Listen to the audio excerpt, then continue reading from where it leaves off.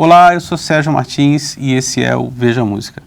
Entre os dias 30 de junho e 3 de julho, o Sesc Pompeia vai abrigar o projeto Viola Paulistana. E hoje eu estou com Arnaldo Freitas, Fábios e Valmir Rosa, justamente para falar sobre esse projeto. Boa tarde, senhores. Tudo bom? Boa tarde. Tudo bem. Como é que nasceu esse projeto? Então, nós já vimos trabalhando com o mapeamento da viola paulista, né, e o próprio Sesc Pompeia, em 2011, acolheu um projeto nosso chamado Viola Paulista. E nós colocamos a cena, né, das várias linguagens de música, de confecção do instrumento, presentes no estado de São Paulo. E para este projeto especificamente, nós colocamos a diversidade da cena ligada à viola caipira na cidade de São Paulo, né? Então, mesmo que não sejam pessoas nascidas na cidade de São Paulo, são pessoas que moram, que atuam, seja como violeiro, como artesão, como luthier, como produtor, né, aqui na cidade de São Paulo. Sim. Valmir, você estava falando que você não gosta de se chamar de luthier, né? Você gosta de se chamar de artesão, não é isso? Você constrói. Tem uma viola. Pequena diferença, porque esse tipo de viola caipira, que se radicou aqui em São Paulo, é assim, o Brasil foi colonizado pelo litoral, né? E a gente começou a ocupar o território mesmo dentro da mata, a partir quando descobriram o rio Tietê, que corria ao contrário. Sim. E tal, começaram a entrar na mata. E essas violas que vieram da Península Ibérica e tal, elas eram feitas por pessoas que tocavam, as pessoas mesmo tocavam suas violas, o próprio fazedor de viola tocava sua viola. A arte da luthieria é um pouco diferente das nossas violas, porque as nossas violas por exemplo, a viola traz a memória cultural da pessoa que fabrica ela. Se você pegar uma viola em Santa Catarina e pegar uma viola em Sorocaba, elas são completamente diferentes uma da outra, tá? Porque o cara de Santa Catarina tem um tipo de madeira e o cara de Sorocaba tem outro tipo. Um lá é descendente de português, o outro é descendente de italiano. Então isso tudo influi na comida e tudo e na maneira de fazer os instrumentos. A arte da luthieria apareceu mais ou menos na época da Renascença e começou a fazer os instrumentos, assim, não é que é padronizado, mas eles têm que seguir uma certa ciência, que é a arte da luthieria. Se você pegar um violino em Porto Alegre, ele é feito mais ou menos da mesma maneira que ele é feito em Belém do Pará. Algumas coisas mudam, o regionalismo assim e tal, mas a ciência é a mesma. Se você pegar um violino na Itália, ele é feito da mesma maneira que é feito na Espanha, certo. Porque senão os tocadores antigos não poderiam mudar, não ia achar o instrumento. Ou seja, o artesão deixa a sua marca. O artesanato, as coisas artesanais deixam a marca da pessoa. Sim. Então é assim, por isso que a minha categoria, eu digo que é construção popular, porque é o jeito que eu aprendi a fazer, foi desse jeito. E cada lugar que você vê a viola, de norte de Minas é diferente da outra, do Paraná é diferente, tudo uma diferente da outra. Sim. Hoje, quantos tipos de música tocadas por viola? Acho que a viola é um instrumento muito abrangente e ela abraça diversos gêneros ou subgêneros. Sim, sim. Né? Inclusive, por exemplo, no Nordeste não se fala viola caipira, viola sertaneja, né? No Mato Grosso tem a viola de coxo, né? No Cerrado tem a viola de buriti, né? Aqui mesmo, no estado de São Paulo, existe uma diversidade grande, tanto na maneira de construir um instrumento ou, né, de tocar. Por exemplo, no litoral paulista, que pega até o norte do Paraná ali, tem a viola do fandango, que é bem interessante, são violas feitas manualmente, artesanalmente. Elas têm uma linha assim, muito próxima, né, de construção, mas também tem a marca da diversidade Em termos de estilos, quantos a gente tem? Eu acho difícil contar, assim, né? É como se fosse a história das afinações da viola, né? São mais de 30 afinações diferentes e às vezes tem alguém que pega e ainda coloca uma afinação pessoal. Que afinação, né, você usa? Eu uso cebolão, geralmente quando eu toco com o trio tamoio, é cebolão em mi. Quando eu toco sozinho, eu baixo meio tom, fica um cebolão mi bemol, o ré sustenido, né? E como é que fica isso, musicalmente falando? É um pouquinho mais grave, né?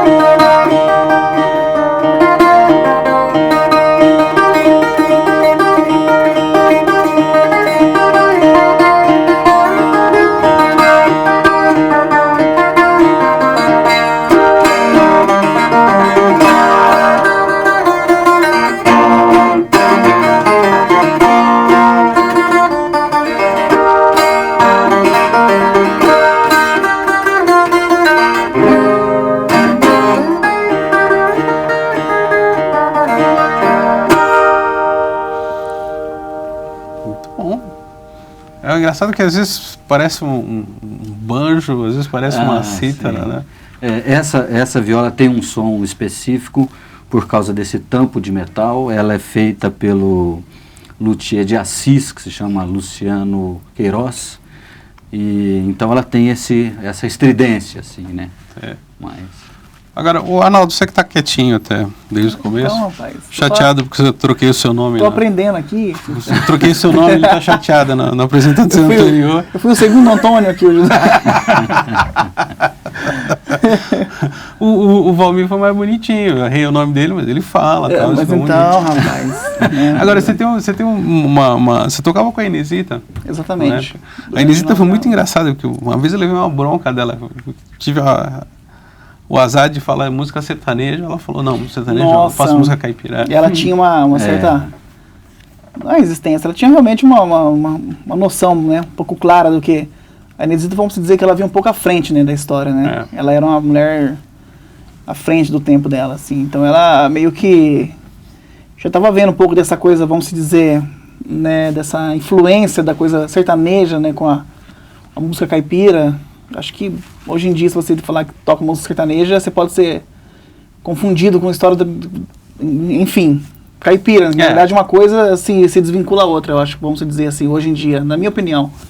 Diferente da viola sertaneja, que no caso do Nordeste, lá ainda perdura com uma certa tradição, assim, de uma forma mais concisa, né, vamos dizer. Mas eu acho que hoje a música caipira tem a sua identidade, assim, vamos dizer, a parte do que tá a música sertaneja, que se tornou uma coisa mais... entre aspas, assim, comercial, né? Modismo. Não, até mesmo porque a música sertaneja... A música caipira, na minha opinião, é uma música de identidade cultural da gente, que é da gente, né? A música sertaneja hoje eu acho que é uma coisa mais... Essa coisa elaborada, né? Dos grandes palcos. E ela agregou tanta coisa hoje em dia também, né? A música sertaneja incorporou a percussão baiana, o iê-iê-iê, aquele popular romântico do Daí José. E o americano também, né? A história do country, isso veio... Acho que a música caipira não, ela tem essa... ela sobressaiu, na minha opinião. A música caipira, ela é descendente daqueles ritmos que vieram para cá na época que começou a se adentrar no Tietê e fazer aquelas incursões, né, com os índios e tal.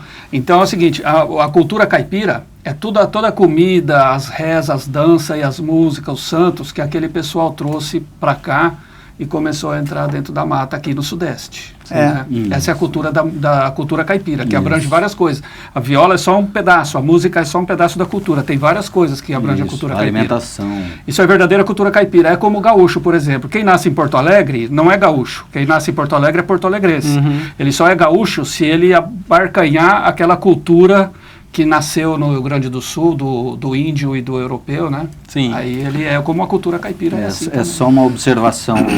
O gaúcho, o elemento gaúcho, também está presente na Argentina e no Uruguai, né? É uma cultura de três fronteiras. Né? Tanto que aí depois esse até o Vitor Ramil que fala da estética estética do frio, acho que é. Agora fugiu. Que era justamente o Vitor Ramil que escreveu até um livro sobre isso, a estética do frio. Que falava que os gaúchos são mais próximos, né, dos países latinos ali, da Argentina e do Uruguai, do que propriamente do Nordeste brasileiro. Né? Claro, né? Agora, você é novo, né? Pois é, não, mas é porque eu tenho boa aparência. Não que eu tô na luta faz um tempo já, sabe? Mas você tem uma garotada, porque antigamente tocar viola era mocha, né, assim, para os jovens, assim, mas hoje você tem uma garotada que tá se interessando por viola. Nossa, demais, impressionante, a gente tá na melhor fase que a viola já teve.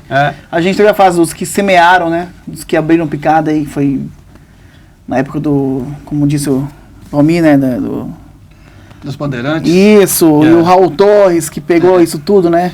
Fez a caravana, né? Cornélio Pires. Aliás, perdão, Cornélio Pires. E depois veio o Raul Torres, Florencio. Abriu no rádio, né? Exatamente. Foram os grandes, os primórdios aí, os pioneiros, enfim, os esteios que até hoje perduram, que com certeza isso vai permanecer. Tião Carreiro. A caravana do Fábio, né?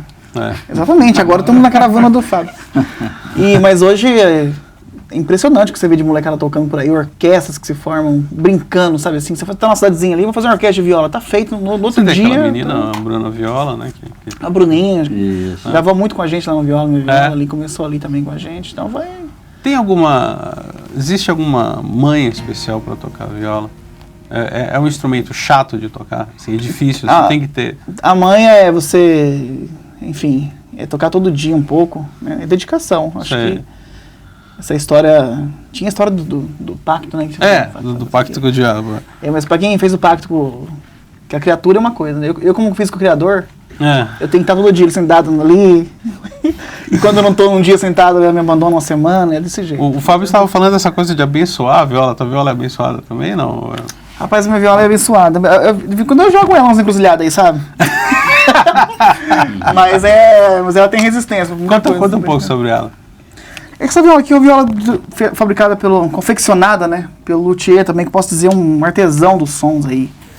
É o Ferrone, lá de Capão Bonito. Sei. E hoje a gente está com essa coisa, essa coisa da viola caipira, vem com essas possibilidades técnicas, então ela foi cobrando assim dos próprios luthiers também, melhor possibilidade de você tocar nela outras coisas, enfim, né? E assim como aconteceu com a história do violão, os luthiers hoje também estão assim, ali a par com os grandes luthiers de violão, os luthiers de viola também, posso dizer que estão ali no mesmo patamar, fabricando instrumentos que vão te dar uma possibilidade de... Me desculpa, o que é esses dedos aí? Acho que a câmera não vai conseguir pegar, mas essas unhas, Isso aqui é unha, então, violeiro tem que ter unha, tem que ter unha comprida. Mas essa é unha mesmo? Não, é que eu colei, sabe? Que é manha de violeiro. Isso aqui é coisa de violonista também, né? Eu aprendi com um cara chamado Goiano, que era da dupla Goiano e Paranaense. Um dia eu colocava umas unhas postiças de salão, sabe? Gastava um dinheiro. Você fala de unha, eu entendo, hein, rapaziada. Aí, um dia eu fui na casa do Goiano, quebrei a unha lá e não tinha salão por perto, né? Ele morava num Pinhalzinho, num sítio lá, vamos achar unha onde aqui, salão. Aí ele pegou o shampoo da filha dele lá, um Johnson Johnson lá, e cortou e no canivete, sabe? Esse tipo sistemático mesmo. Cortou e fez a unha ali, tal, colou assim, eu fui ficando meio, sabe? Fui sentindo uma crina no dorso, assim. Quanto tempo gastando dinheiro com um salão, uma possibilidade dessa tão prática, né, de fazer unha. Ele me ensinou a fazer unha de vidro de shampoo. Só que daí eu fui aprimorando, né? Eu passei pelo sal de fruta. Agora eu tô aqui, é sal de fruta. Isso aí é unha de sal de fruta. É unha de potinho. E como é que você usa aí? Me desculpa, mostra isso aí. Por que a unha? Porque ela te possibilita, né? No caso.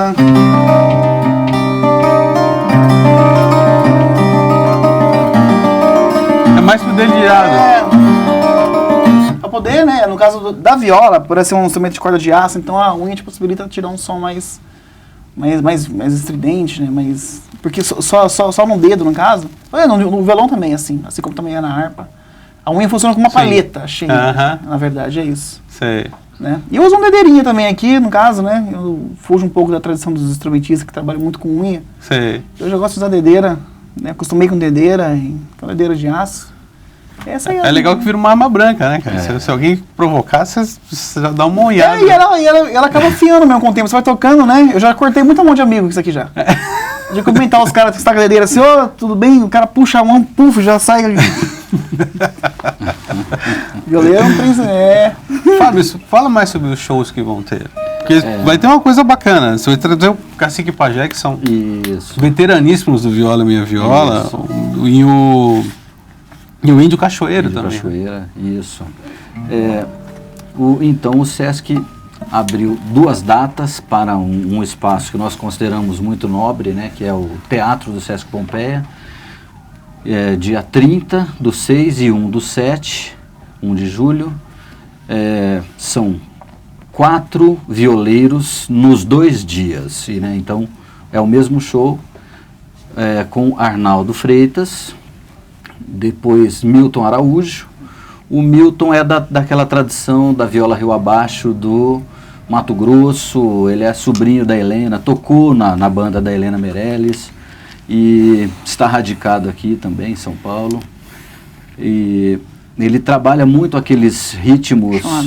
Chamamé, a polca, aquele diálogo de Mato Grosso com o Paraguai, aquelas músicas, como a própria Helena Meirelles falava, que ela usava a expressão, né, que era música para tocar onde tinha para tocar na época, né? Então, para ela que fugiu de casa para tocar viola, ela encontrou abrigo, com as palavras da própria Helena, na zona, que era o lugar onde ela tocava para fazer o baile. Exatamente. Né? E aí ela conseguiu colocar essa semente na família. Então são vários músicos ali. O Milton é um nome que eu considero assim, de grande importância da música ligada à viola no país e que está aqui radicado na Grande São Paulo.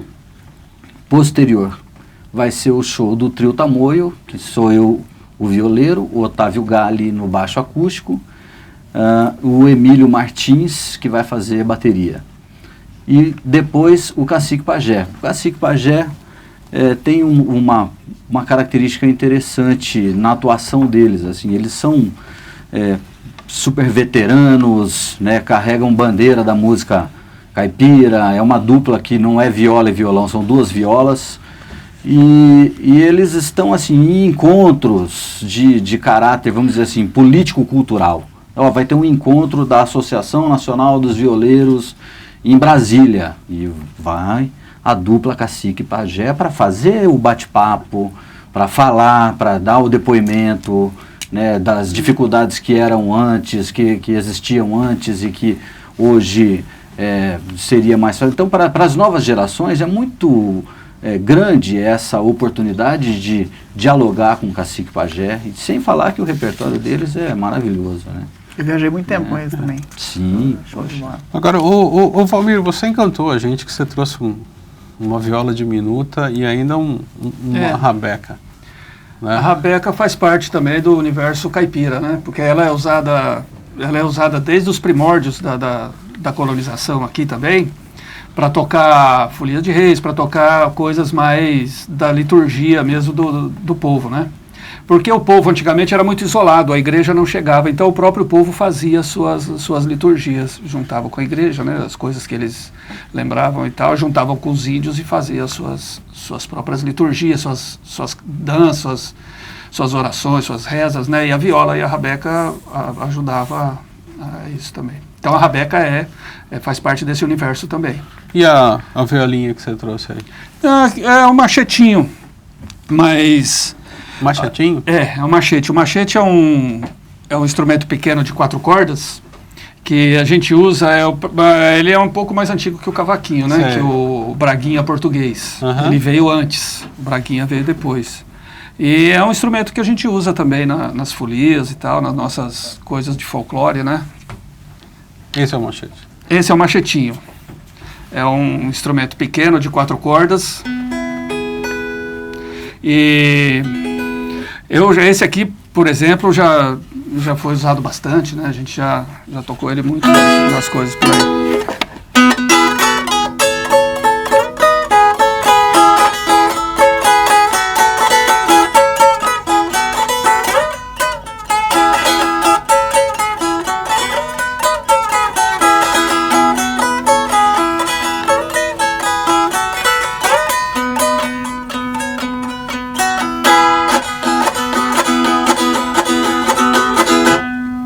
Ele tem um som agudinho assim, Certo. e ele acompanha as violas, né, na hora das rezas.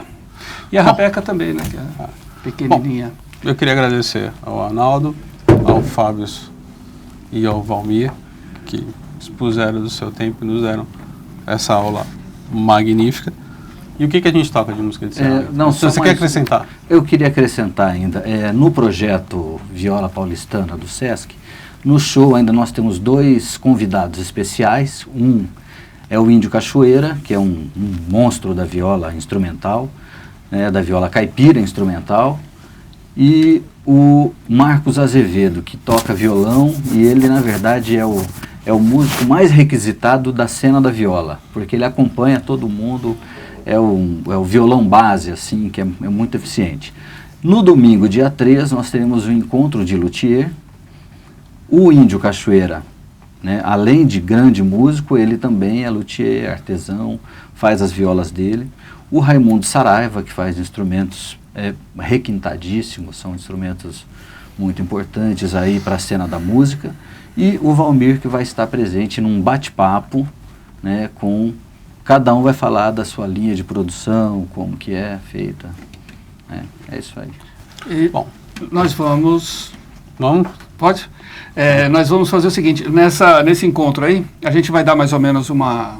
Porque eu falei do artesão e do luthier, na verdade não tem muita diferença entre o artesão e o luthier. É que uma viola é feita para uma finalidade, outra viola é feita para outra finalidade. Sim. Nós vamos dar uma boa mostra do que é a viola feita nos primórdios, né, como ela era feita antigamente, de cravelha, tudo direitinho, bem, e até hoje em dia essas violas bem aprimoradas, com material nobre, né, e tal. Então vai ter uma boa visão do que é o instrumento hoje, né? Bom, chegamos ao fim do programa. Obrigado e até o próximo Veja Música.